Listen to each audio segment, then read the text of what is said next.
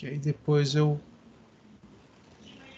aguardar a resposta. Pronto. Então, senhores, devido à nossa política de privacidade, aviso que a partir de agora essa aula está sendo gravada e depois ela vai ser disponibilizada para os senhores, ok? Então, retornando lá. Aqui. Então, olha aí. Controle e automação de processos industriais. Né? Hoje, nós temos aí como um dos principais itens da indústria, né? O principal item é o produto, né? Que a indústria produz. E todas as indústrias produzem apenas um produto, isso é uma visão administrativa, né? Eles produzem dinheiro. Mas, para obter esse dinheiro, preciso vender alguma coisa. Né? Então, as empresas, né, produzem os mais variados produtos, eventualmente serviços, né? Embora a nossa automação aqui é industrial no pé da letra de indústria mesmo, né? Indústria de transformação, não indústria do turismo ou indústria de serviços, né? Só enfia tudo junto aí, indústria, mas nosso caso aqui é indústria de transformação. Né? E uma das principais, um dos principais tópicos, aí, uma das principais vedetes é a automação industrial. Por quê? Ela permite uma série de ganhos de eficiência. Nós vamos dar uma olhadinha em algumas informações hoje para ir tomando uma consciência geral aí do que se tem. Então, olha lá. Primeira coisa, né? Que é automação? Tá? O melhor conceito de automação é aquele que diz respeito da substituição dos esforços, tá? Né? Das observações e das decisões humanas pela integração de dispositivos mecânicos, eletrônicos, elétricos, entre outros. Né? Hoje você tem sistemas de informática, comunicação, uma série de outros processos envolvidos aí, né? Tá? Com softwares específicos, né? Que visam formar uma interação dinâmica e autocorretiva. Então, exemplo bem simples, né? Tenho aqui uma caldeira de aquecimento, né? Entra água fria, sai água quente, tenho uma linha de vapor, né? E na saída da água aqui eu tenho um termômetro. Tem um operador que fica olhando o termômetro e ajustando a quantidade de vapor que ele manda aqui para dentro com uma válvula. Bom, existem vantagens e desvantagens nesse processo. Né? Principal vantagem, o ser aqui, né, ele é inteligente, então ele consegue notar uma série de situações que eventualmente não estão mapeados por uma máquina. Né? Em compensação, o ser aqui se cansa, ficar olhando muito tempo para um mesmo elemento com uma mesma leitura é estranho, a pessoa começa a não ver direito, tá? Eventualmente pode julgar alguma ação de maneira incorreta. O ser aqui precisa almoçar, precisa ir ao toalete, fica doente. Né? Então, tem uma série de desvantagens. E a principal, uma atividade dessa, monótona, que não acrescenta nada à vida do ser aqui, acaba desanimando o nosso amigo operador. Também tem mais esse efeito psicológico. Né?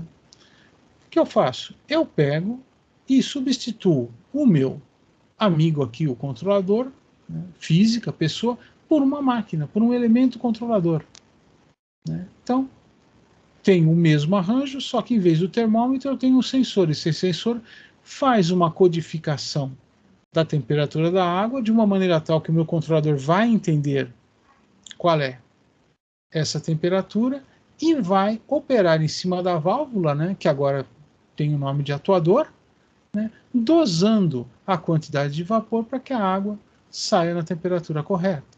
Né. Isso aqui apresenta uma série de vantagens em relação ao operador. É perfeito? Não. Por mais que se avancem, existem situações onde o controlador não consegue dominar a situação. É por isso que normalmente isso aqui é assistido por um operador à distância. Né? Alguém pode falar, pô, mas tem um operador do mesmo jeito? Só que eu tenho lá 200 caldeiras sendo controladas e uma pessoa, né, monitorando isso aí. Aqui não, aqui eu precisaria de 200 pessoas. Né? Então, é a história do controle automático de voo, né? Controle automático usado em aviões. Tá? Existem empresas, tá, que quando começaram a usar isso aí e praticar efetivamente, falaram não, todas as situações estão previstas no sistema, todas as situações estão previstas no computador. Então, a ordem do computador é que manda, não a do piloto. E existem empresas que adotaram o seguinte, não, quem manda é o piloto. O computador faz tudo que tiver na mão dele. Agora, se o piloto disser não faça ou faça, quem manda é o piloto. Essa é a clássica diferença entre a Boeing faculta mais ao piloto, dá mais controle ao piloto, né? E a Airbus, que no passado facultava muito mais funções, inclusive funções de decisão importante, à máquina, né? Teve uma queda de avião durante uma demonstração por causa disso, né? O piloto estava no avião, o piloto, o copiloto, né? O comandante e o copiloto estavam no avião, viram o que ia acontecer, né? Tentaram dar comandos para a máquina não ir para onde ela ia, mas ela foi. Por quê? Porque o computador falou que é por ali que ela tem que ir. Né? Infelizmente era um voo de demonstração inaugural, o avião tinha 100 e poucas pessoas convidadas, né? Não sobrou ninguém do acidente. Aí a Airbus começou a repensar essa ideia aí de, olha, é tudo seguro, é tudo seguro menos o ambiente. Né, o que aconteceu nesse caso em especial, se não me engano, foi o lançamento do A310, não tenho certeza, mas foi um da série A. O que aconteceu foi o seguinte, fizeram um traçado previamente determinado de voo, opa, acho que tem um colega batendo na porta. Opa, chegou o Tarcísio aí. Bem-vindo, Tarcísio. Chegou um fizeram o traçado do voo, né? E o traçado do voo foi feito com base numa carta aérea que indicava as coisas numa posição, só que havia uma falha nessa carta aérea. Ela não levava em consideração um bosque que tinha ali perto, com uma série de árvores. E o avião ia fazer um voo rasante, um voo a 25, 30 metros do solo. Tá? As árvores tinham aí 25, 30, 40 metros. Bom, nem preciso dizer que o avião se espatifou nas árvores. Né? Então, aí estão os detalhes, né, sobre automação. Então, olha lá, como é composta a automação? A automação é composta por vários sistemas. Nós podemos separá-los, né, podemos isolá-los para tornar mais fácil a interoperabilidade entre eles e tornar mais claro, mais lógico a montagem da automação em si. Sistema de controle, computação, mecânica e eletrônica. E aqui existe uma certa, vamos dizer assim, um certo engano em algumas palavras aqui. Né? O conceito colocado é, olha lá, computação refere-se à parte de modelagem, análise e simulação do sistema. Também é responsável pela execução dos algoritmos de controle. Então, o que acontece? Aqui na computação eu tenho lá, por exemplo, tá, o CLP, tá, ou o meu computador controlador, o meu master control, né? Mas, além disso, eu também tenho, né, modelagem, análise e simulação do sistema, ou seja, dentro dessa parte aqui está toda a parte que vem antes da automação começar a funcionar. Tá? Então, eu tenho toda uma série de sistemas que são preparados, ensaiados, ajustados antes disso rodar. Tá? Tudo isso é feito na computação. Mecânica, né? Refere-se à parte física do sistema, ou seja, quem executa a ação. Tá? E lembrando que muitos dos nossos sistemas, muitas das nossas ações, são analógicas, né? São reações químicas, são processos mecânicos, são conformações químicas, mecânicas, ópticas. Mais um colega chegou o Winner. Olá, bem-vindo, Iner. Estamos em aula, ok? Então, o mundo tem muitas coisas analógicas com as quais nós lidamos e o sistema é todo digital. Então, nós vamos ver aí que existe uma barreira aí, né, e uma passagem de uma parte para outra. Vamos ver isso mais à frente nas aulas. Eletrônica, olha lá, processamento de sinais, controle analógico, né, que faz as conversões de sinais analógicos para digitais e vice-versa. Por quê? Os meus controladores hoje são digitais, porém, muitos dos meus processos são analógicos. Então, eu preciso ter alguém que faça o meio de campo aí, tanto quando eu coleto informações, né, quando eu faço o meu sensoriamento de campo, quanto quando eu atuo, quando eu ajo sobre o meu campo. Né? Então, eu tenho lá pacotes de zeros e uns que precisam virar movimentos e eu tenho movimentos, temperaturas e outras variáveis que são sentidas que tem que virar zeros e uns. A eletrônica é que faz esse meio de campo aí. Tá? Embora muita coisa venha sendo entregue para a computação, mas a eletrônica é o elemento, o ramo base que faz isso aí. E sistemas de controle, olha lá. Tem a função de impor o comportamento desejado ao sistema. Né? Recebe e envia os sinais aos demais componentes. Então, né, aqui é que está, por exemplo, né, o CLP ou o meu computador lá, o Master Control, que faz o controle da planta, né, e todo o sistema daí para cima. Né? Sistema SCADA, ERP, a gente vai ver esses vários elementos aí. Tá? Que vem lá desde o corporativo e chega no chão de fábrica. Tá? Então, basicamente, a automação pode ser dividida assim, e dividindo assim, nós temos uma grande facilidade de como interagir aí, como entender aonde termina uma parte, começa a outra, aonde vai uma ação, até onde vai uma ação, da onde começa uma outra ação. Né? Isso é muito importante, isso tem que estar bastante claro, porque às vezes um ponto turvo aqui, uma falta de clareza aqui, faz dois setores não se comunicarem, não se entenderem. Tá? Porque uma parte pensa que a solução está no outro e o outro pensa que está em uma. Bruno Navarro, boa noite. Estamos em aula, ok?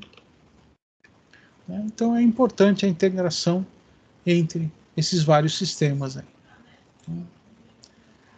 Então, olha lá, vamos ver agora funções e aplicação da automação. Né? Um dos principais, né,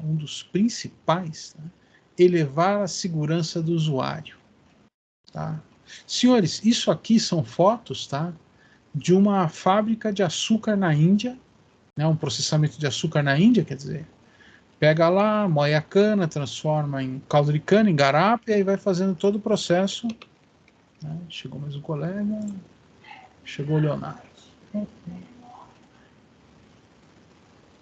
Leonardo, boa noite, bem-vindo. Estamos em aula, ok? Então, senhores, nesta figura aqui, isso aqui é uma usina de processamento de açúcar. Pode ser álcool também, né, na Índia. Né? E alguém pode falar, isso aqui é velho. Nem tanto, 2006 ou 2008, se não me engano. E não sei se isso aqui foi modernizado. Tá? Então, pode ser que ainda existam empresas assim.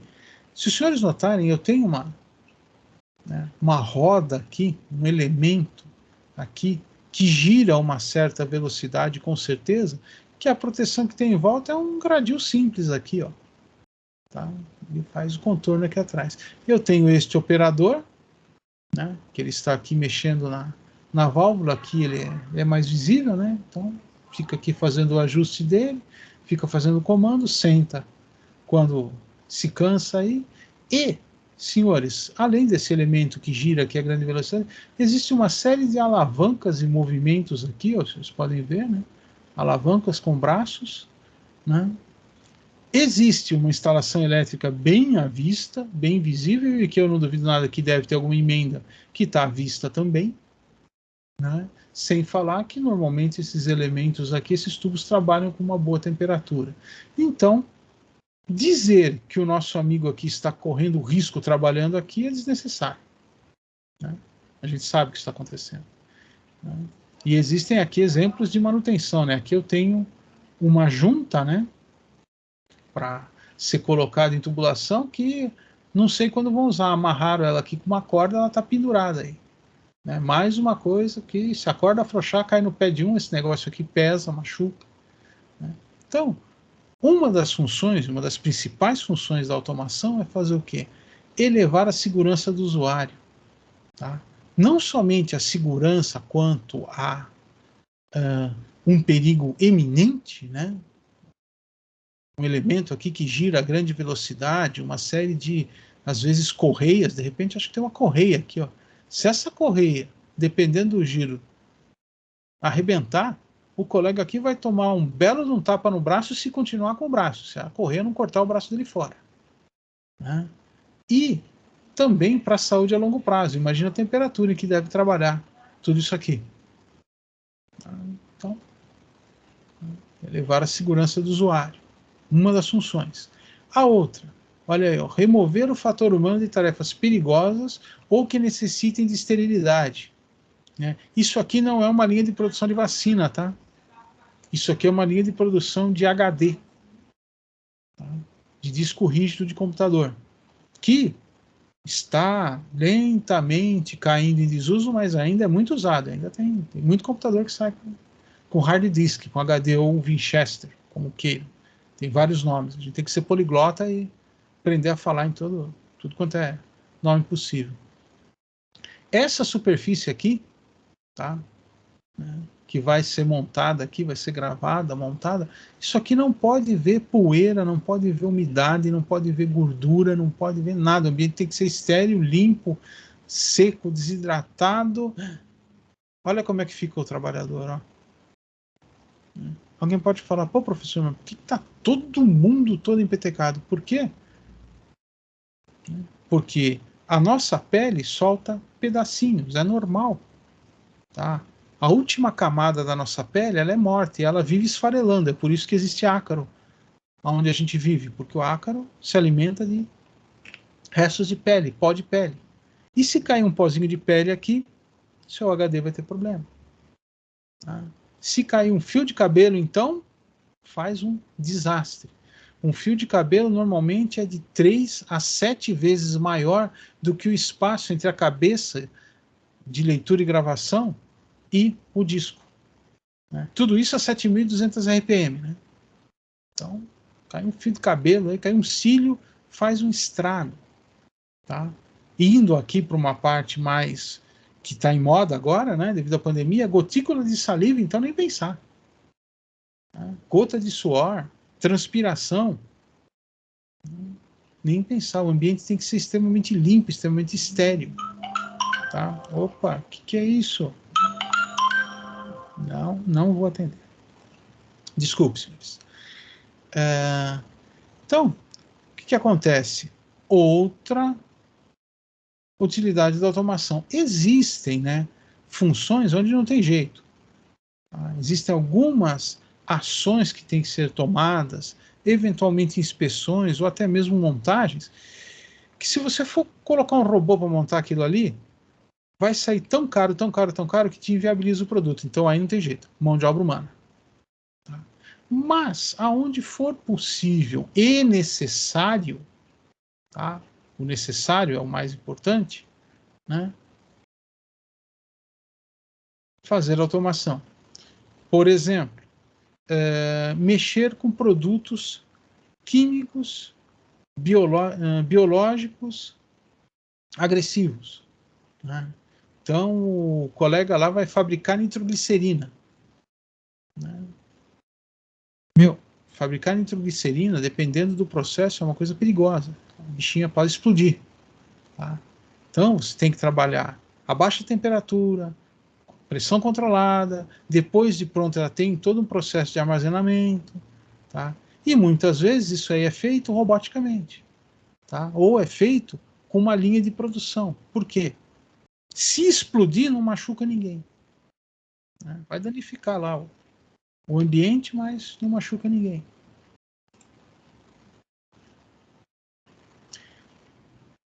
Boa noite, Johnny. Bem-vindo. Estamos em aula, ok? Então, como está? Opa, mais um colega.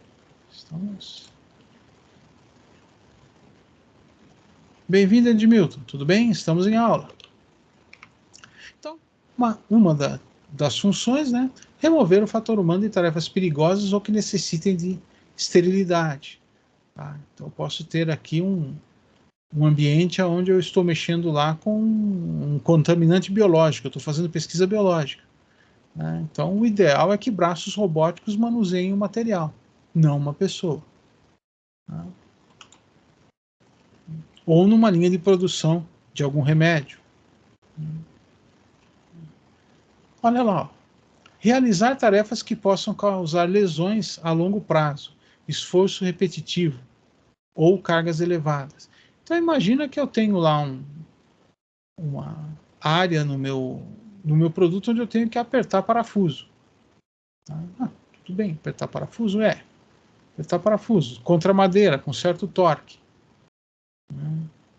Quando isso aqui era feito à mão, daqui a pouco a mão do cara está cheia de calo, o cara está com tudo quanto é dor que você puder imaginar, por quê? Aí vieram as ferramentas automáticas, já ajuda. Né? O cara só segura a ferramenta, põe no lugar e aperta. Né? Diminui o esforço, embora seja uma ação repetitiva. Né? E com o risco do cara errar a fenda aqui, né? Ou errar o Phillips e sair machucando toda a superfície.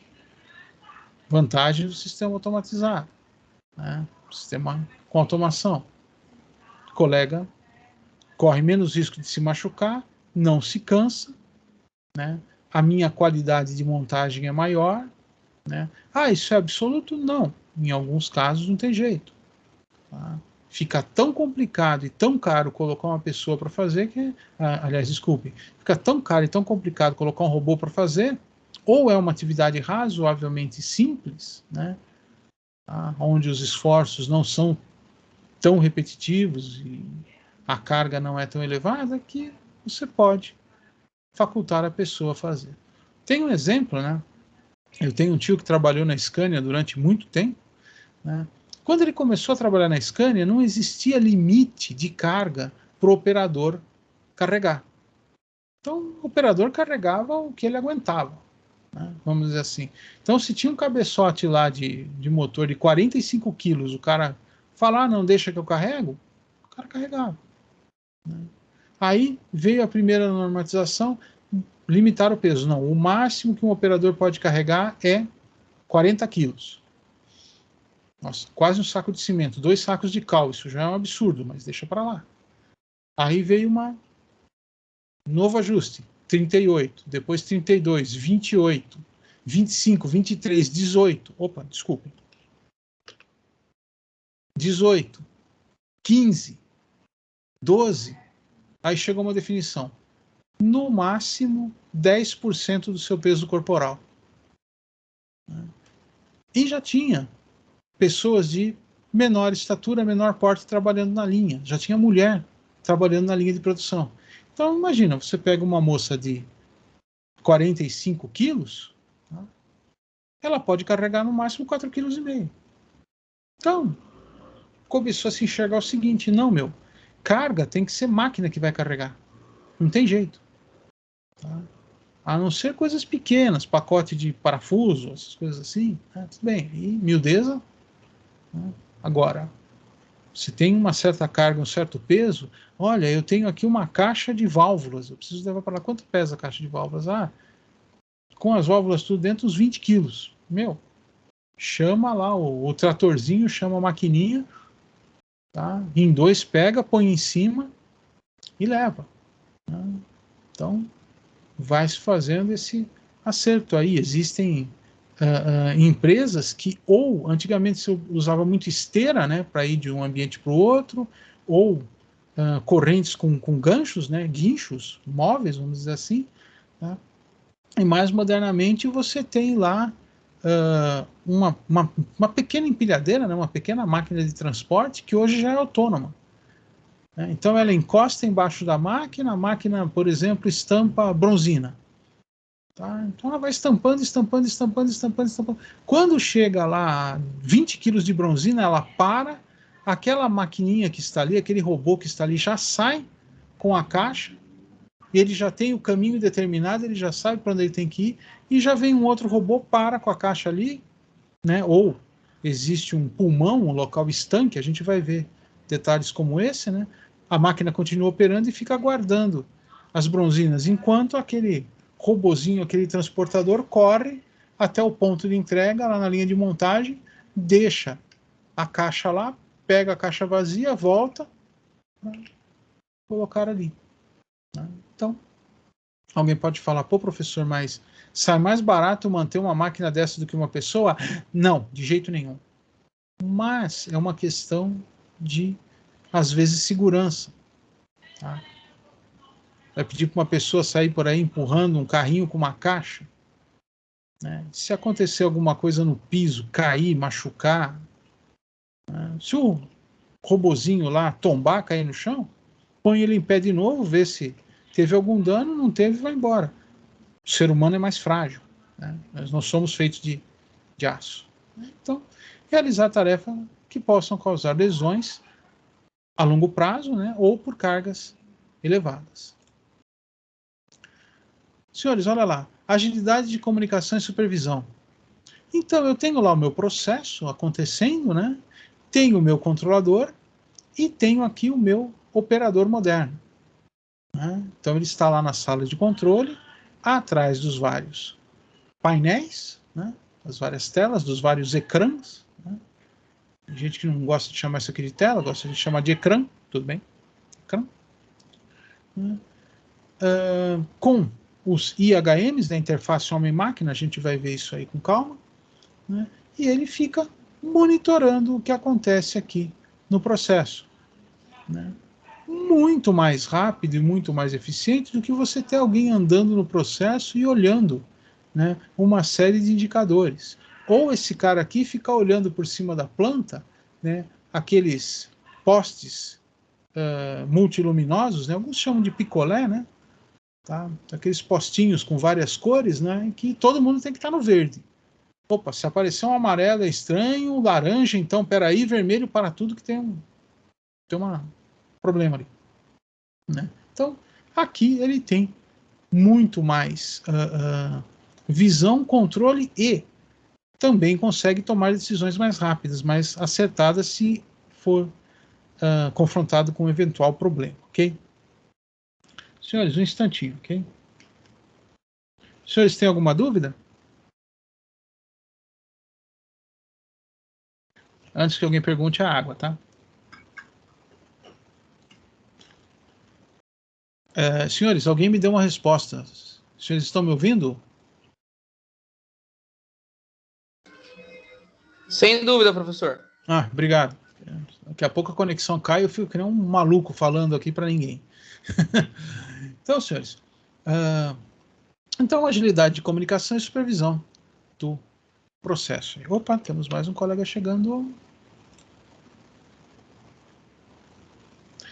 Chegou o Guilherme agora. Bom, outro detalhe importante, né, sobre a aplicação da automação, né, melhoria de qualidade. Então, olha lá, eu tenho lá uma certa quantidade de matéria-prima, faço o meu processo normalmente, eu tenho uma quantidade de material bom e uma quantidade de material ruim, tenho uma quantidade de perda. Quando eu aplico a automação, eu reduzo aqui, tá exagerado, tá? Eu reduzo muito, muito mesmo, ficaria só uma linhazinha, um filetezinho aqui de material ruim. Tá? Alguém pode falar, professor, não zera? Não, não zera, mas melhora muito, muito, muito.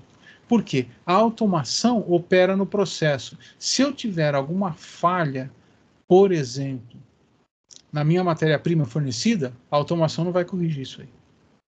Tá? Existem até alguns sistemas que, dependendo do que é, eles até detectam e ou descartam ou até corrigem. Tá?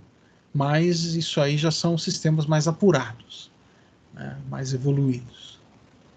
Então, normalmente você reduz muito a sua perda, você aumenta muito a sua qualidade, você aumenta muito a sua uniformidade, tá? E aí tem um problema, tá? Você aumenta a sua uniformidade. Se foi programado para sair torto, vai sair torto. Vai sair sempre igual. É mais ou menos a história da norma, né? Quando nasceu, né, quando apareceu lá ISO 9000, nossa, ISO 9000, ISO 9000, teve gente que falou, pô, mas tal empresa tem ISO 9000 e o produto dela não é tudo isso. Falei, meu caro, a garantia que a ISO 9000 dá é que aquele produto vai ser sempre daquele jeito. Se é um produto ruim, ele vai ser sempre ruim. Tá? Se é um furo que está torto, mas está sempre torto, passa pela ISO 9000. Por quê? Porque todos são iguais, todos são tortos. Então, só fazer igual, às vezes não é suficiente. Por quê? Você faz igual, mas não está fazendo com qualidade e vai sair tudo igual, sem qualidade. Então, a automação também, ela não desaparece com os problemas, né? Ela homogeneiza e procura fazer sempre as coisas iguais. É mais ou menos aquela história, né, do o carro com projeto ruim. Não adianta a matéria-prima ser de primeira, a mão de obra super especializada, um sistema todo automatizado. O projeto do veículo é ruim. O fato de você automatizar muito, fazer análise de produção, fazer um monte de coisa, não vai melhorar. Por quê? Porque o projeto é ruim. O projeto tem falha. Né? Exemplo que aí está pegando todas as montadoras, vem pegando as montadoras desde 2012, né? A tal da Takata, fabricante de airbag. Né? Ela desenvolveu lá um airbag que o elemento lá que faz a contenção da explosão da carga explosiva para mandar isso para dentro da bolsa que infla, né? É um tubo de alumínio que rompe em alguns casos. Então você sofre um acidente e em vez do airbag abrir, além dele abrir, vem um monte de estilhaço de alumínio para te machucar. Né? E, com certeza, a empresa tinha lá todo o sistema de norma. O problema é o produto foi mal dimensionado. E saíram todos iguais. Tanto é que começou a machucar a gente pra caramba. Até hoje, você tem aí, eu ouvi agora faz acho que uma semana, a última vez que eu ouvi, uma propaganda da General Motors, né, da GM, da Chevrolet, chamando o pessoal que tem Celta e Corsa Sedan. Acho que de 2012 a 2016 ou 2017, uma coisa assim, tá? Para trocar de graça o airbag. Tá? E os caras estão tão desesperados para você trocar o airbag que eles te dão vale combustível, te dão revisão, fazem um monte de coisa. Tá? Por quê? Sai mais barato, né, do que ser co-responsável no processo. Então, a automação resolve uma série de problemas? Resolve sim. Tá? Eu falei que não resolvia, não, resolve. Mas não corrige falha de projeto. Então, alguns conceitos têm que ficar claro, porque às vezes algumas empresas chegam, olha, eu tenho uma linha aqui assim, assado, eu vou fazer automação, vou melhorar isso, tirar aquilo, arrumar aquilo ali, tá legal. Tá?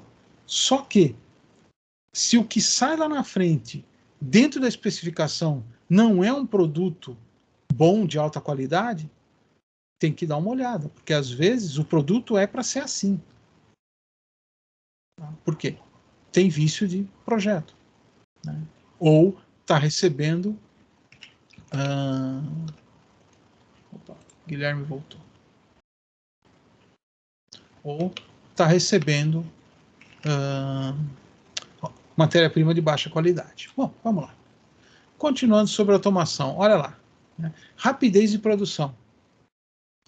Imagina que eu tenho aqui uma linha de produção e eu tenho que, né, facear aqui, né, a superfície do cabeçote do motorzão. Aqui, né? Dá para fazer na lima e na lixa? Dá. Dá. Fica bom? Fica. Usando os métodos corretos, fica.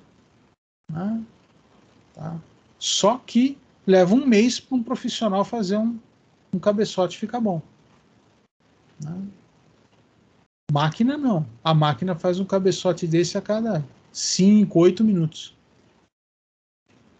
Nem preciso dizer o que é melhor. Né? Sem falar que cansa muito menos. Né?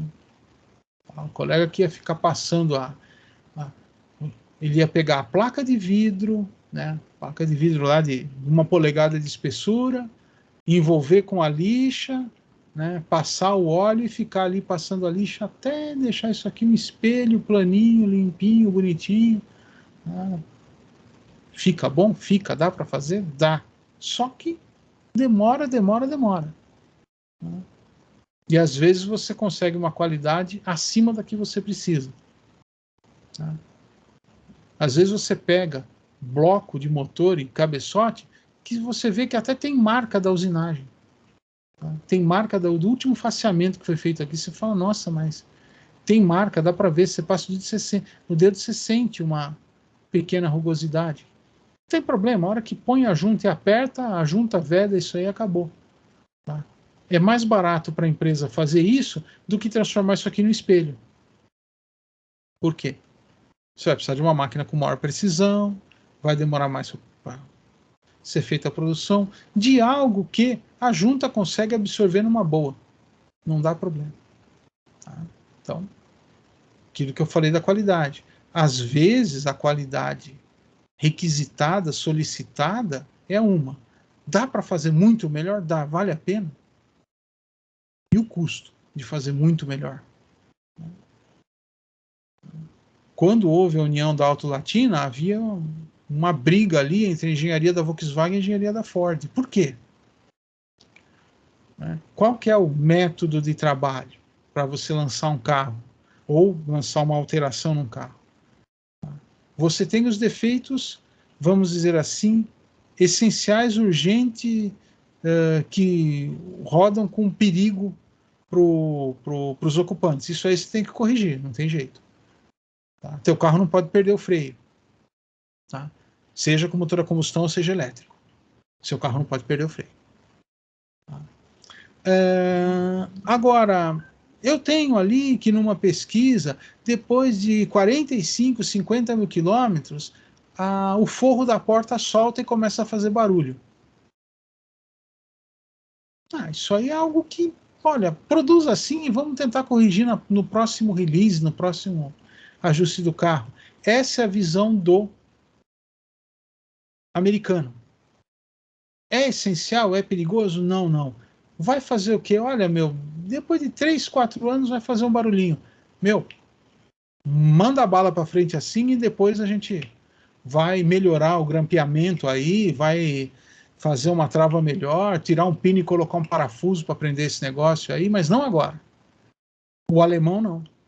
O alemão fala, não, defeito foi detectado, tem que resolver. E aí, imagina, né? Uma empresa alemã e uma empresa americana, as duas ombro a ombro. Um quer lançar o carro e o outro fala que tem problema. Qualidade. Bom, óbvio, né? Isso aqui está aqui, mas normalmente é a primeira coisa que é colocada, né? Redução de custos. Então eu tinha um sistema em turno trabalhando em 24 horas, né? O que eu fiz? Aumentei a minha automação, agora o meu operador fica aqui só 12 horas. Embora que, para a indústria, isto aqui não é um bom negócio, porque ela quer isso. Ela quer a linha trabalhando 24 horas. Robô parado, linha parada, é dinheiro jogado fora. Porém, existem algumas situações onde é melhor que você tenha algumas paradinhas. Mais um instante, senhores.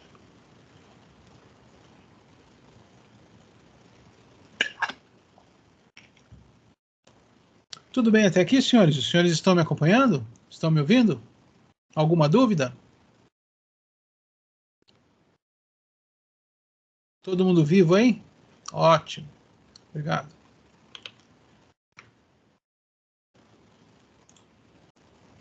Agora, senhores, olha lá. Reflita. Consequências da automação. apesar do que muitos pensam, a automação não tem a sua função, como sua função, né, causar demissões em massa. Normalmente, quem vai fazer a automação não quer mandar a gente embora, não é isso. Tá?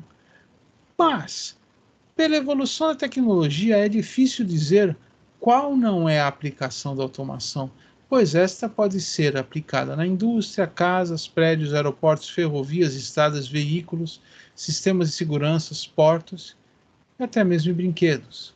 Então, tenho lá ramos da automação, olha lá, automação industrial, comercial, bancária, residencial, hospitalar. Né? Tem outras que não estão aqui. Tá? Automação extrativista, tá? Mineração, agricultura. Como é que o colega fazia para coletar azeitona no passado, coletar oliva? Bom, ele chega lá no pé da oliveira, né? Pega algo parecido com um lençol, né? Ou uma lona, coloca em volta do pé da oliveira e vai debulhando, vai tirando as azeitonas vão caindo, aí depois ele recolhe aquela lona com as azeitonas e as folhas dentro. Como é que isso é feito hoje? Nos olivares, né, nos campos, aonde isso é automatizado. Tem uma máquina que chega, estende essa lona em volta da oliveira, tá? Ela segura o tronco da oliveira, vamos dizer assim, né, com o devido cuidado, isso é feito com cuidado para não danificar a planta, e ela chacoalha a oliveira. Tá? Ela faz a oliveira vibrar. Né? E aí, os frutos caem, caiu os frutos, ela recolhe a lona com os frutos. E existem algumas vantagens. Né? Primeiro, né, você não tem a mão de obra humana se expondo a andar ali. Por quê? Porque você pode ter bichos, né, animais, né, e o cara vai lá fazer a coleta, tem que tomar muito cuidado e tudo mais, então máquina pode ser, o escorpião pode picar a máquina, que o pneu da máquina que não vai fazer diferença. Primeira coisa. E segundo e importante, com esse método só cai fruta madura, só cai azeitona madura, não cai azeitona verde. Então você aumenta a qualidade do produto que você está extraindo ou está colhendo, né, vamos dizer assim, pelo simples motivo de não é uma mão que está passando lá e arrancando tudo. Não, é algo que está fazendo vibrar. Só vai cair aquele cara que está na hora de cair, que está maduro.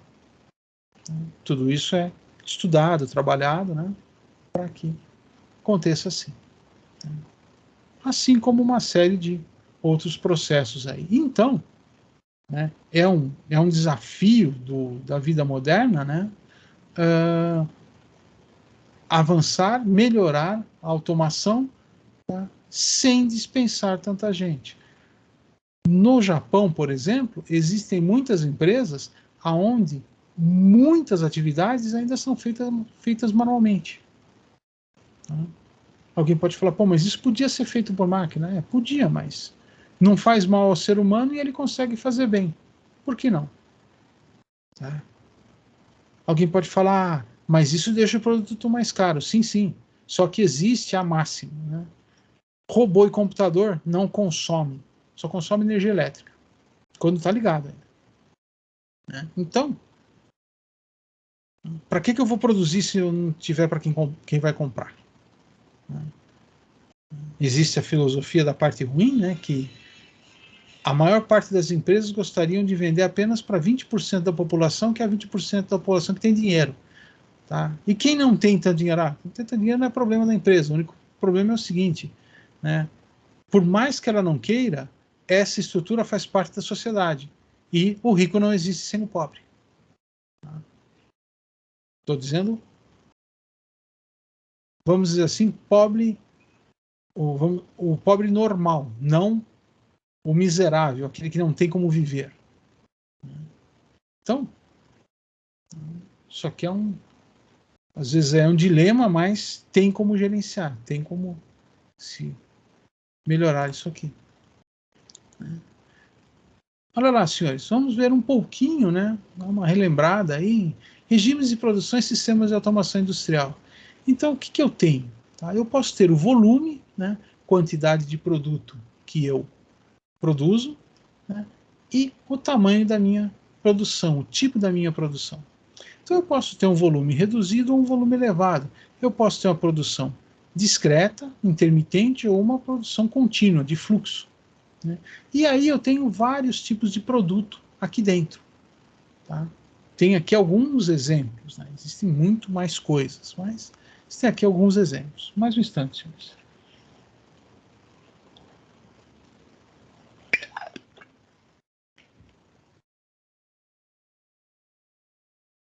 Então, quando eu tenho uma produção discreta, intermitente, com volume reduzido, produção por encomenda.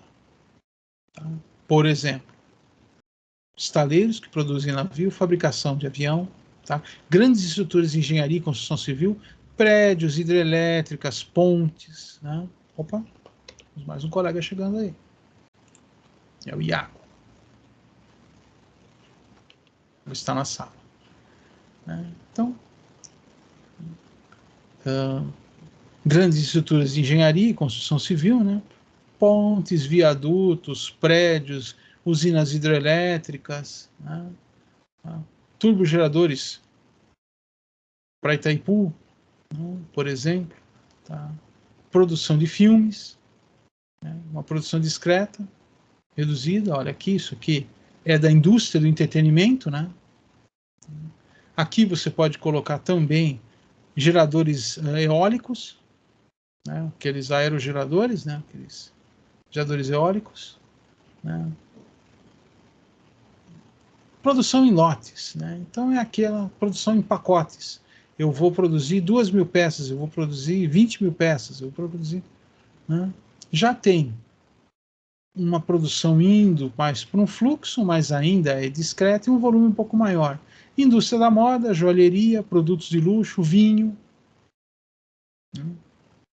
Então, já está aqui. Então, você já tem uma quantidade maior, porém específica, feita em lotes. Produção em série, típica indústria automobilística. Né? E eu tenho a produção contínua, né?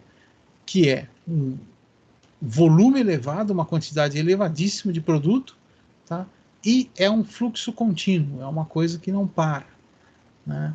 Então, olha lá, indústria de refrigerantes, eletrodomésticos, alimentícia, indústria de CDs. Né? Então, aqui alimentícia, por exemplo, fábrica de iogurte. Né? O sistema produz iogurte diuturnamente, continuamente. Né? A fábrica de eletroeletrônicos, embora que os eletrônicos caia um pouquinho mais para a indústria automobilística, não tanto para a produção tão pesada aqui assim. Né? Se você pegar discreta, né, intermitente e com valor, com quantidade elevadíssima, componente eletrônico, aí sim, eu tenho um cara que está nesse ponto aqui. Ó. Então, vamos lá, eu pego lá um transistor, por exemplo. Tá? Meu, a fábrica produz 2, 3 milhões de transistores por mês. Né? Então, a produção é elevadíssima, só que é um produto discreto. Eu não vendo transistor por quilo, nem vendo transistor por volume, tá? Nem por litro. Eu vendo por unidade. Tá? E eu conto ele por unidade. Então, é um exemplo que não está aqui, né? Uma outra coisa que não está aqui, produção por encomenda, locomotivas. Tá? Uma fábrica de locomotivas não produz 20.000 locomotivas por ano. Normalmente a produção é baixa, 40, 50, 200, nossa. Empresa que produz locomotivas, que produz 200 locomotivas no ano, é uma maravilha.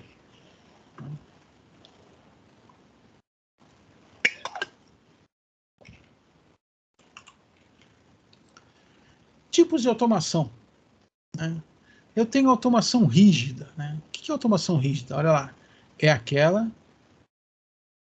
em que a linha de produção produz apenas um produto a ser feito. utilizada em linhas com elevado volume de produção. Então eu fabrico o quê? Eu fabrico parafuso. Mas eu não fabrico qualquer parafuso, eu fabrico este parafuso com esse diâmetro, esse comprimento, esse tipo de rosca, esse tipo de cabeça. Tá? Só fabrico esse. Tá? Tem um consumo lá de 250 mil peças mês, e eu produzo 250 mil peças desse parafuso por mês. Alguém pode falar, pô, professor, tem alguma indústria assim? Porca de roda de carro e parafuso para roda de carro.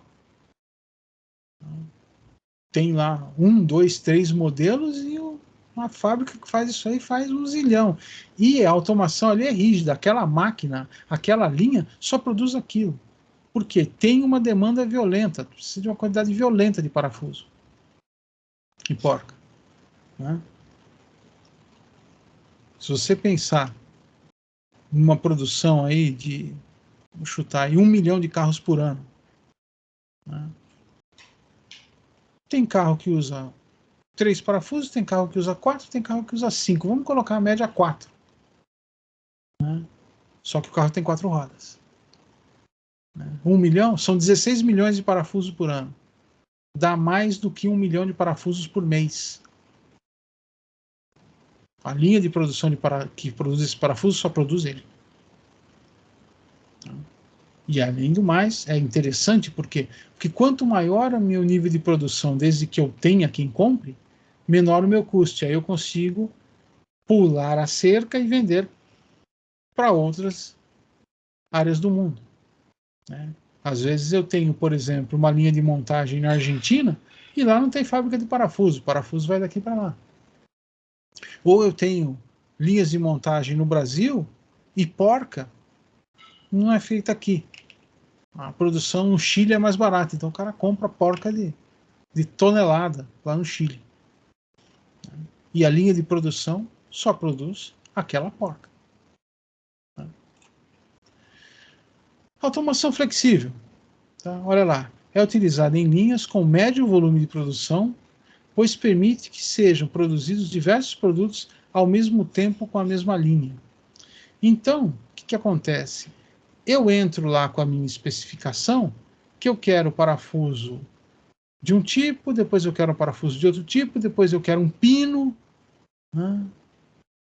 Tá? Eu quero 20 desses, 30 daquele, 40... E a linha de produção já é preparada, tá?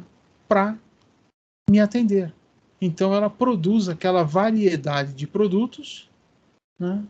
Numa quantidade menor, obviamente, né? Com uma flexibilidade. Qual a vantagem? Com a vantagem que eu produzo uma série de produtos e eu posso atender uma série de clientes. Ou posso atender uma série de demandas de um cliente. Né? Então, isso aí é automação flexível. Qual que é a grande jogada aqui? Olha lá, ó. Sejam produzidos diversos produtos ao mesmo tempo, na mesma linha de produção. Né? Então, sem modificar a linha fisicamente, apenas ajustando detalhes de software, muitas vezes, eu produzo esse pino e produzo esse parafuso junto.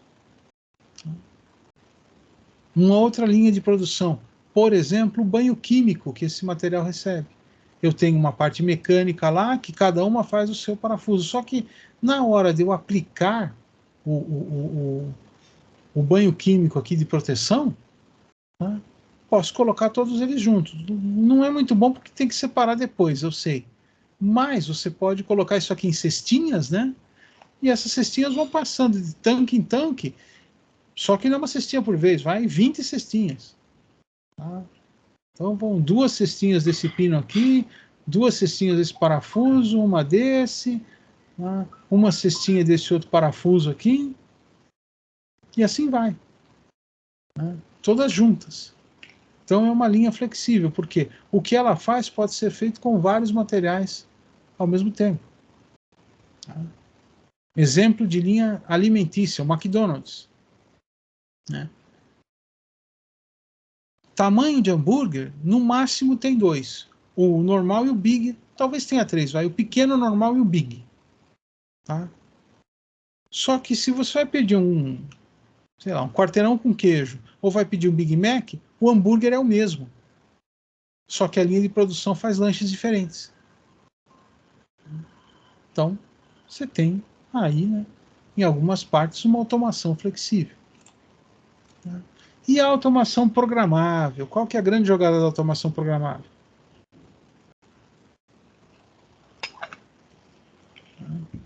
É algo específico, né? É usado em linhas de baixo volume de produção, pois permite que se produza quase sempre, produza quase qualquer coisa na mesma linha, porém exige programação a cada lote. Né? Então eu tenho uma série de máquinas lá que me produzem desde a porca sextavada, normal, produz autotravante, produzo com recartilhado externo, produz a porca que é usada para ser fixada na estrutura, né? E produz mais 4, 5 tipos de porca. Faz quase qualquer coisa, só que é aquela história, não faz tudo junto. Eu ajusto a minha máquina, programo ela, né? Faço um tipo. Ajusto a linha de novo, faço outro. Ajusto a linha de novo, faço outro. Ah, eu vou fazer o M6 por 10, M6 por 10 com 6 milímetros de altura, tá. Agora eu vou fazer o M6 por 10, M6 internos, 10 milímetros de diâmetro externo por 10 milímetros de altura. Depois eu vou fazer a mesma coisa, né? M6 interno, 10 milímetros externo, só que com 4 milímetros de altura. Cada vez que eu mudo, né, o meu produto, eu vou lá e ajusto a característica da máquina. Eu vou lá e ajusto a programação para aquele lote. Ah, vou fazer uma porca com face plana, só com acabamento aqui de redução de quina viva. Tudo bem. Ah, não, agora eu vou fazer essa mesma porca só com a face cônica. Vou lá, reprogramo essa mesma porca com a face cônica. Ó, eu vou fazer a porca com 25 fios de rosca, certo comprimento. Ah, agora eu vou fazer a mesma porca com 8 fios de rosca. Você muda lá. Então, linha de automação programável. Dependendo do lote que eu tenho, eu posso programar a minha linha. Senhores, este é o nosso início, né? Nosso começo de aula aí, tá? Não vou desejar bons estudos para os senhores agora, por quê? Os senhores não viram a pré-aula, porque eu não consegui subir ela no sistema. O sistema não estava apto ainda a receber o meu vídeo de pré-aula. Então eu vou rodar ele agora. Tá? Então, um instantinho, por favor. Saímos da apresentação. Eu vou capturar aqui o vídeo de pré-aula, ok? Esse vídeo, assim como essa apresentação, assim como a apresentação usada no vídeo de pré-aula, vão estar disponíveis no Ava para os senhores.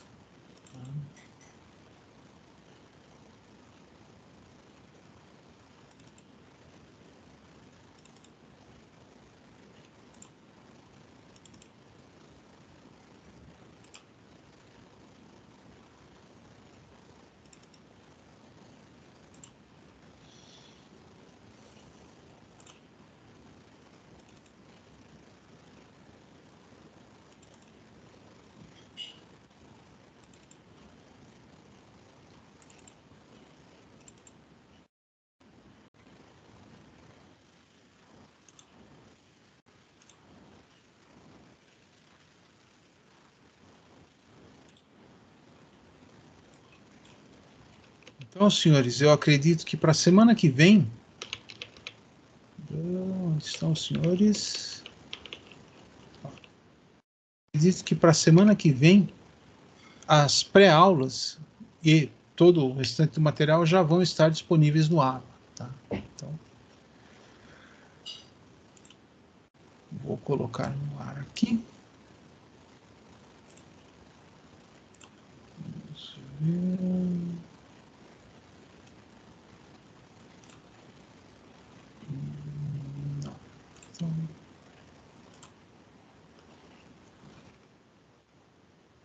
Só me respondam se está com áudio, ok, senhores? Olha aí. Olá, caros alunos, tudo bem? Meu nome é professor Wander e vamos a uma aula de controle. Está com áudio sim, Está, professor. professor. Esta é a videoaula da unidade 1, sessão 1. Nesta aula nós vamos descobrir aí, entender como veio sendo o processo de manufatura e que nos levou até o controle e automação de processos industriais. Tá? Então é uma aula basicamente falando sobre o histórico. Tá? Então vamos começar lá no passado. Tá?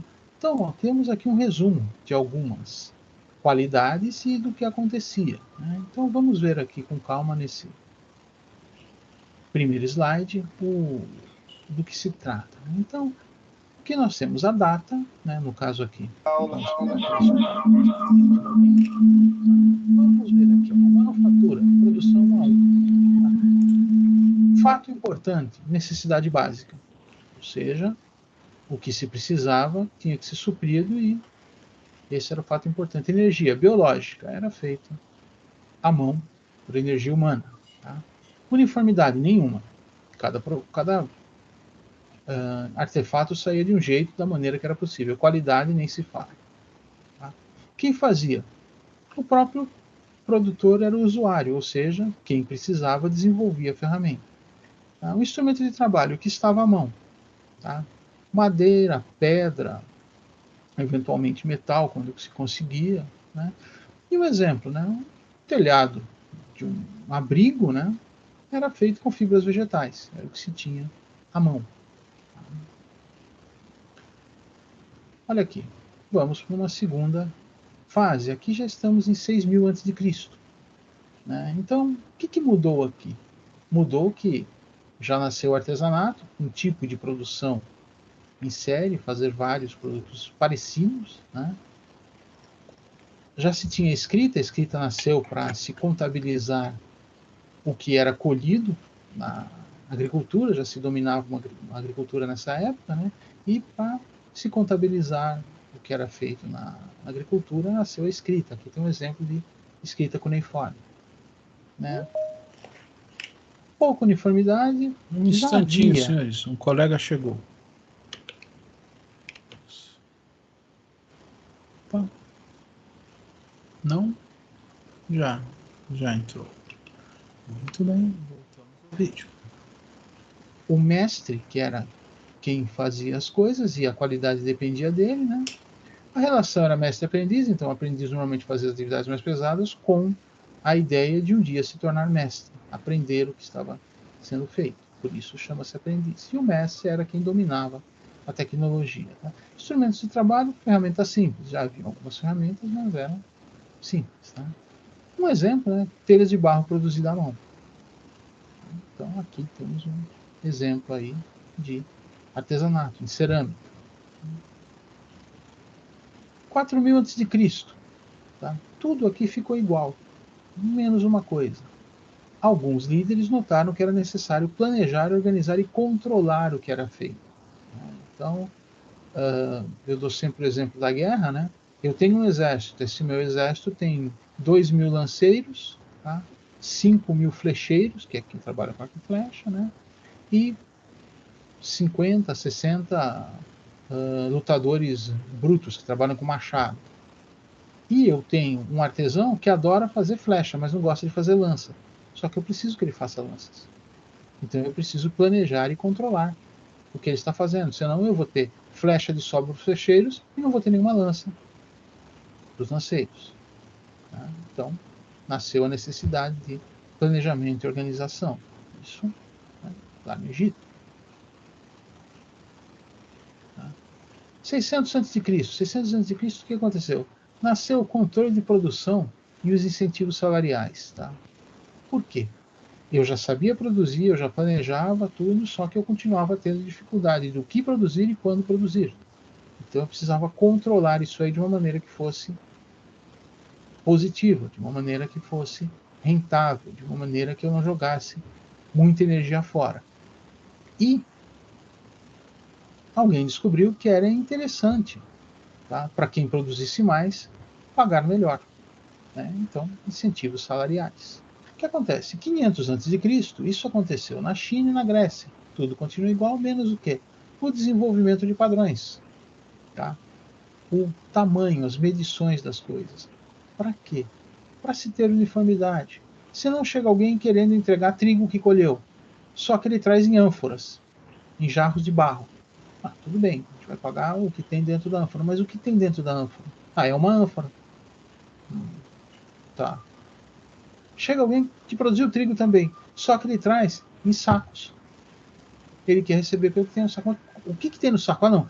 Vamos tirar do saco, colocar na ânfora, para ver quantas ânforas são, porque as nossas medidas é ânfora. Mas tirar do saco, colocar na ânfora, que trabalho.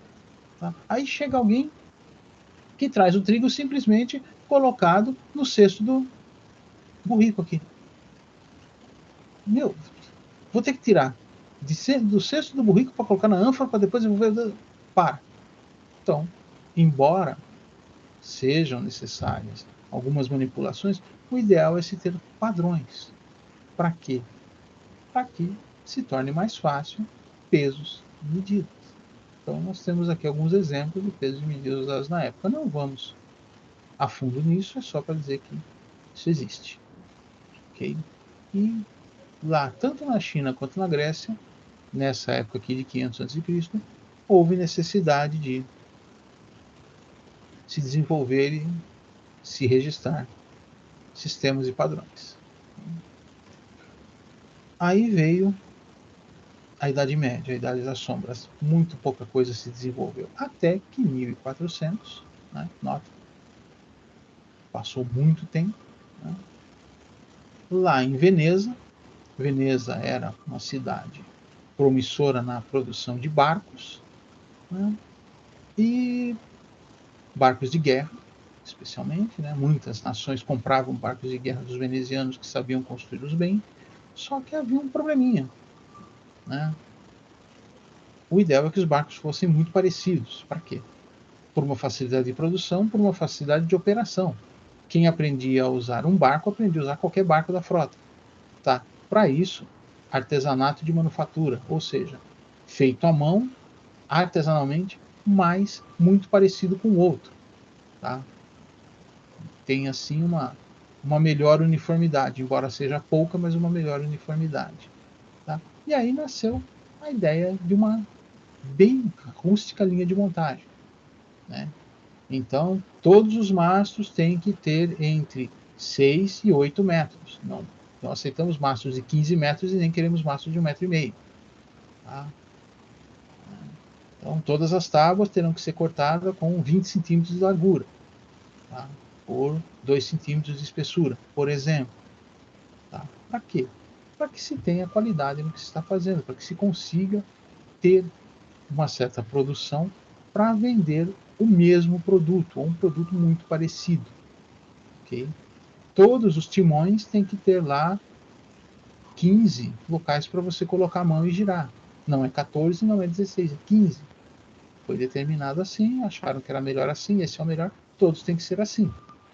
Okay? Todos os timões têm que ter o mesmo diâmetro, 1,40 m de diâmetro, 1,5 m de diâmetro, 3 metros de diâmetro, depende do tamanho do navio. Tá? Então, é uma questão de uniformidade de produção e atender a demanda. Tá? Aí, lá por 1620, o que nós temos? Era complicado produzir, já dito que o André produzia na casa dele, o Paulo produzia num terreno próximo à casa dele, o Júlio tinha que ir do lado do rio para usar água. Isso dava muito problema de comunicação, muita dificuldade para fazer ajustes. O que decidiu-se? Colocar todos os artesãos dentro de galpões. Tá? Então, ferramentas mais padronizadas e pessoas trabalhando juntas. Por quê? Olha, não veio tábua de 20 centímetros de largura, cortaram tudo com 18. Opa, vamos ter que mudar o projeto, vamos ter que ajustar. Mas está todo mundo ali, pensa na solução, dá para colocar simplesmente uma tábua a mais. Vai precisar de mais prego, vai precisar de menos isso, mais aquilo, mais cola, está resolvido. leva aí umas 2, 3 horas, não levava 4, 5 dias para descobrir que a tábua veio diferente, aí lá falar com o cara que constrói, ele falar que não dá, que precisava ser de 20, blá, blá, blá. A uniformidade já melhora, tá? Passa de baixa para média. A qualidade continua baixa, mas agora já existe alguma qualidade.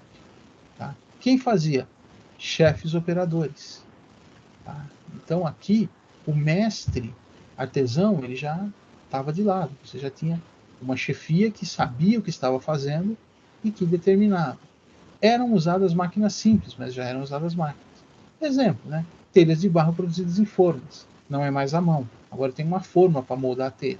Isso faz o quê? Que as telhas fiquem mais próximas, mais parecidas. Embora a forma seja a mesma, né? O manuseio depois pode entortar, ou o cozimento do barro pode variar um pouco o tamanho, mas é um pouco. Não é uma telha de barro feita à mão que sai cada uma de um tamanho.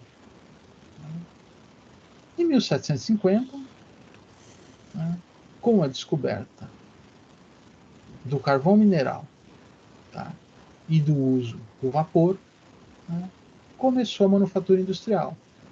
Aconteceu a primeira revolução industrial, a uniformidade cresceu, ficou boa, a qualidade ainda era baixa, tá, e já se usava máquinas mais elaboradas. Tá? Note que aqui você tem pessoas trabalhando com máquinas.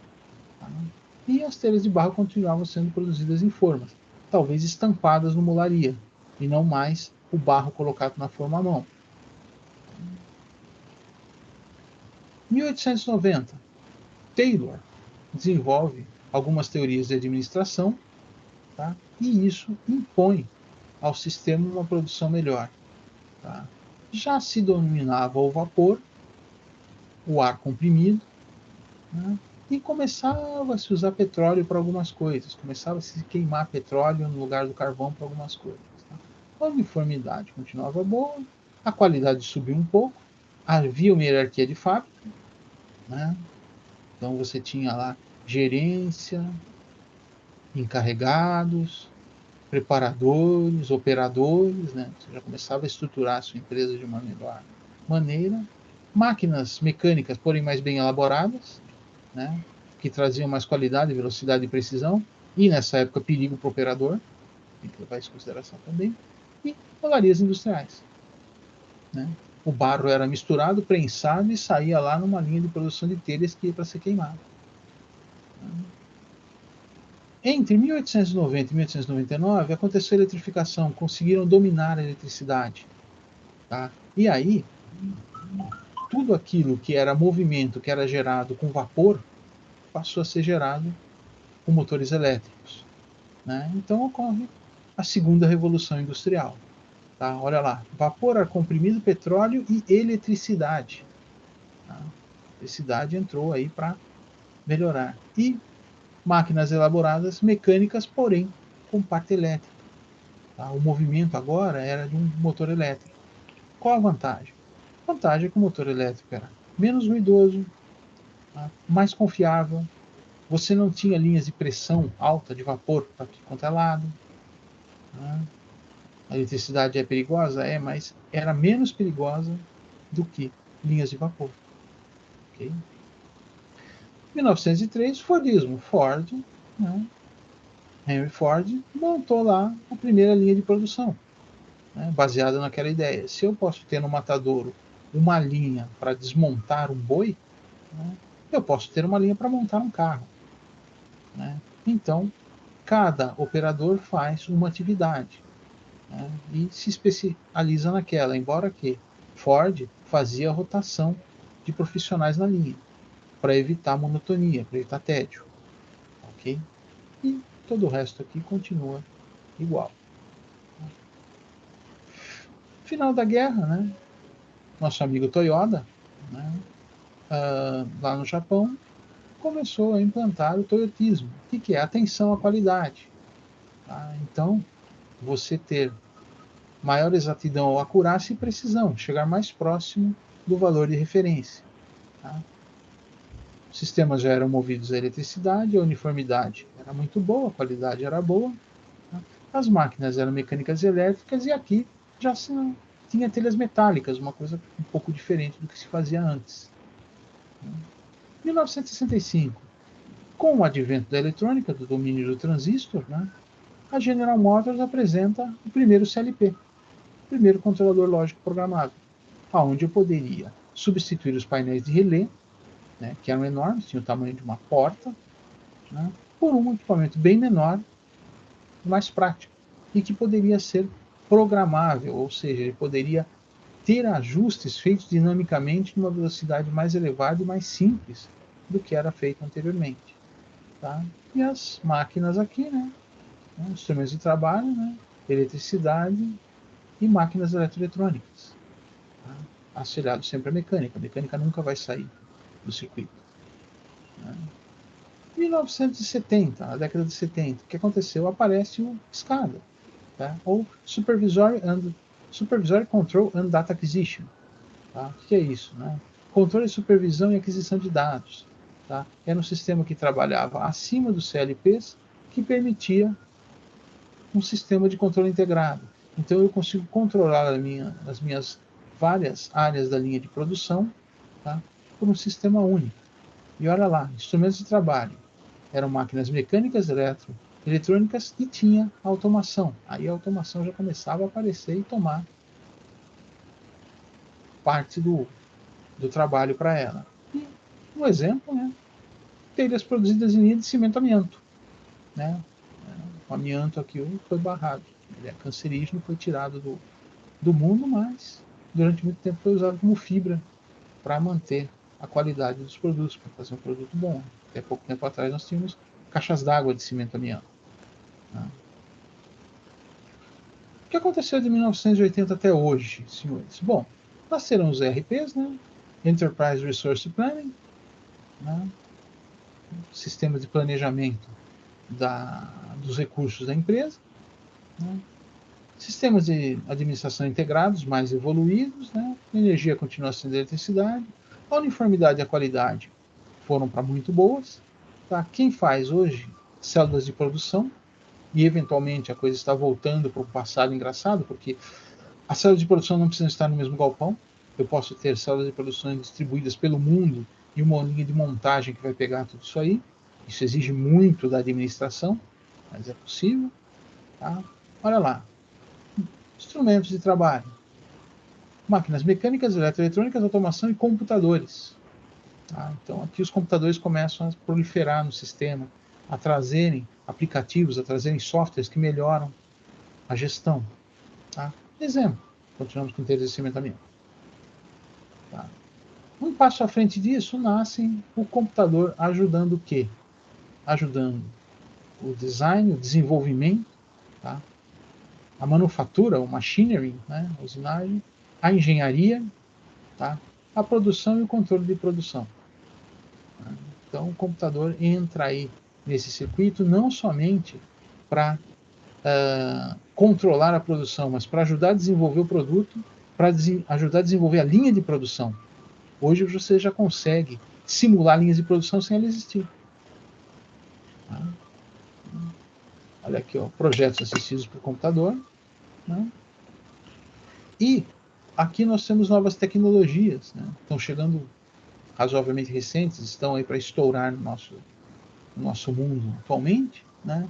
Olha só, 5G e IoT, sistema de comunicação móvel de alta capacidade, né? E a internet das coisas. Ou seja, você vai ter máquinas autogerenciáveis, máquinas que podem fazer as coisas dependendo de estímulos que antes tinham que ser dados por pessoas. Hoje não. Hoje eu posso ter uma célula que fale, olha, eu estou produzindo na velocidade de 140 peças por minuto. E ele se comunica com uma outra célula que fala, eu consigo produzir a 150, então eu vou aguardar você me mandar as peças. Ou, olha, eu produzo a 120, preciso entrar em contato com alguém para estocar o seu excesso, porque eu não vou conseguir produzir tudo isso aí enquanto eu solicito um aumento de velocidade. As máquinas podem fazer isso sozinhas. Lógico, alguém vai ter que programar para que elas façam. Tá? E olha só que interessante, né? Um exemplo aqui, né? Telhas de material reciclado e fibras vegetais. Vocês lembram lá do primeiro slide? as telhas eram de fibras vegetais. Quer dizer, nós demos uma volta aí de 8.000 anos para voltar a usar fibras vegetais, que agridem menos a natureza e agridem menos a saúde de quem usa. Coisas interessantes, o mundo dá volta. Tecnologias que eram absurdas no passado passaram a ser usadas, caíram na obsolescência e de repente renascem. Né? Um estranho vai e vem aí. Então, senhores, isso aqui foi a videoaula da unidade 1, seção 1. Tá? Nós teremos a teleaula, que é aquela que nós conversaremos pessoalmente, nós debateremos aí alguns assuntos, alguns detalhes, tá? No horário de aula de vocês. Até lá, senhores.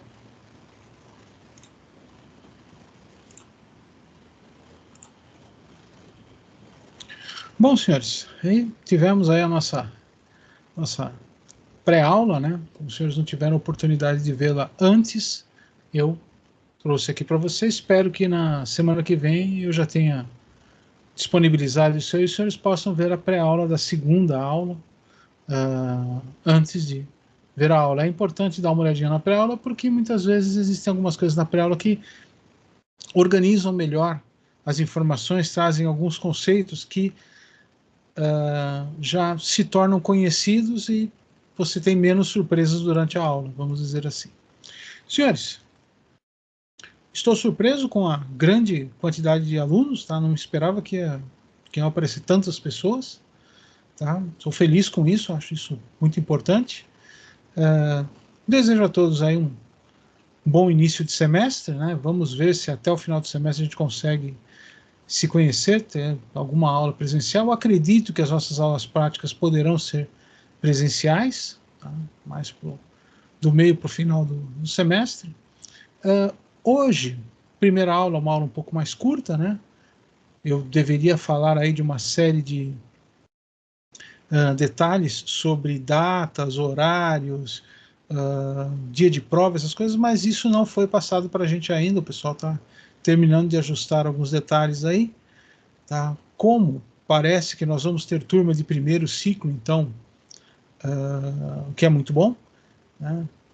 Isso denota aí um certo retorno à nossa vida um pouco mais normal, né? Embora não vai ficar normal tão rápido assim, né? E isso também está dando mais trabalho para o pessoal da administração aí, para os coordenadores. Senhores, eu estou aberto aqui para questões, se alguém quer colocar alguma coisa, quer perguntar alguma coisa, tem aí algum detalhe a comentar, tá? Eu gostaria muito disso. Muitos alunos, tá, apresentam seus comentários sobre a vivência do dia a dia profissional, que eventualmente também enriquece aí, porque a experiência deixa de ser de um e passa a ser de todos, né? Então, estou aberto aqui a questões. Se não houverem questões, agradeço a vossa presença por hoje. Meu relógio aqui são um pouquinho mais de 8h30, hoje terminamos um pouquinho mais cedo, ok? Se os senhores quiserem conversar, falar alguma coisa, estou aberto. Se não, terminamos por aqui. Agradeço mais uma vez a presença. Creio que a semana que vem eu já tenho alguns recados para dar para os senhores com algumas datas, alguns detalhes um pouco mais profundos, ok? Valeu, professor. Boa noite. Boa noite. Boa noite, professor. Obrigado, Giovanni. Obrigado, Leonardo. Boa noite. Bom descanso. Ou bom trabalho, né? Não sei. Não sei da rotina de cada um.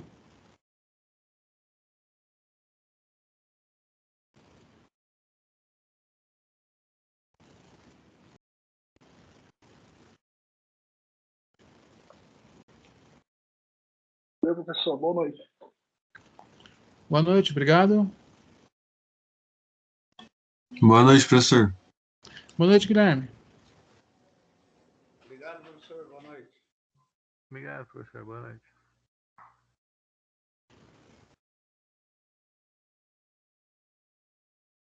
Boa noite, professor. Bom descanso aí também. Edmilton, boa noite para você também. Bom descanso. Obrigado.